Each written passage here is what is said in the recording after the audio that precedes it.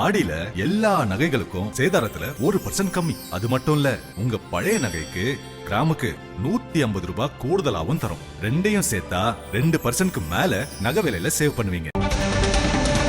வெளிநாட்டு பங்களிப்பு சட்ட திருத்த மசோதாவை திரும்ப பெற வேண்டும் என்று திமுக தலைவர் மு.க. ஸ்டாலின் பதிவிட்டிருக்கிறார். அண்மை செய்தியை பார்க்கிறோம். வெளிநாட்டு பங்களிப்பு சட்ட திருத்த மசோதாவை திரும்ப பெற வேண்டும் என்று திமுக தலைவர் மு.க. ஸ்டாலின் பதிவு ஒன்றை இட்டிருக்கிறார்.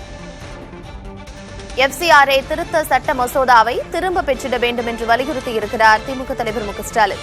தொண்டு நிறுவனங்கள் வெளிநாடுகளில் இருந்து நன்கொடை பெறுவதை முறைப்படுத்தும் FCRA மசோதா சட்ட திருத்தத்தை திரும்ப பெற்றிட வேண்டும் என்று வலியுறுத்தியிருக்கிறார். விவரங்களோடு இணைந்திருக்கிறார் செய்தியாளர் ரமேஷ். ரமேஷ், இந்த வெளிநாட்டு பங்களிப்பு தொடர்பான இந்த FCRA திருத்த மசோதாவை திரும்ப பெற்றிட வேண்டும் என்று திமுக தலைவர் மு.க. ஸ்டாலின் வலியுறுத்தியிருக்கிறார்.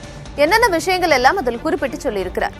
இந்த மசோதாவை அறிமுக நிலையிலே திமுக கடுமையாக எதிர்த்ததாகவும், ஏற்கனவே திமுகவுடைய MP வில்சன் கடந்த 6ஆம் தேதி மத்திய உள்துறை அமைச்சர் அமித்ஷாவை நேரில் சந்தித்து இதில் இருக்கக்கூடிய பிரச்சனைகள் குறித்தும், அதே போல இந்த ஜாயிண்ட் ஆக்ஷன் போரம் என்று சொல்லக்கூடிய வில்சன் அவர்கள் ஏற்கனவே இந்த மைனாரிட்டிஸ் உடைய ஒரு அமைப்பில் இருக்கின்றார். அவர் ஏற்கனவே இந்த நிறுவனங்களோட எல்லாம் இணைந்து இந்த FCRA பில் வந்தாக்க குறிப்பாக சிறுபான்மை நடத்தக்கூடிய கல்வி நிறுவனங்கள் மற்றும் ட்ரஸ்ட் எல்லாம் பாதிக்கப்படும் என்று அவர் ஏற்கனவே சென்னையில் கூட வந்து செய்தியாளர்களை சந்தித்து சொல்லியிருந்தார். இந்த நிலையில் தற்போது முன்னாள் முதலமைச்சர் மு.க. ஸ்டாலின் இந்த ஒரு கருத்தை சமூக தளம் மூலமாக சொல்லியிருக்கிறார். அது மட்டும் இல்லாமல்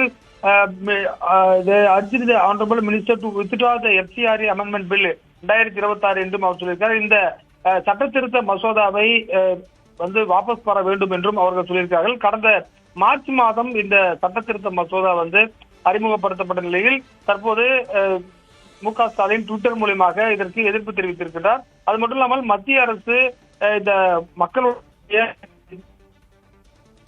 கருத்தில் கொள்ள வேண்டும் என்றும், சிறுபான்மையினுடைய நலன் வந்து காக்க வேண்டும் என்றும், தற்போதைய இந்த கூட்டத்தொடரில் இந்த மசோதாவை நிறைவேற்றுவதற்கு நடவடிக்கைகள் எடுக்கக்கூடாது எனவும் அவர் கேட்டுக் கொண்டிருக்கின்றார்.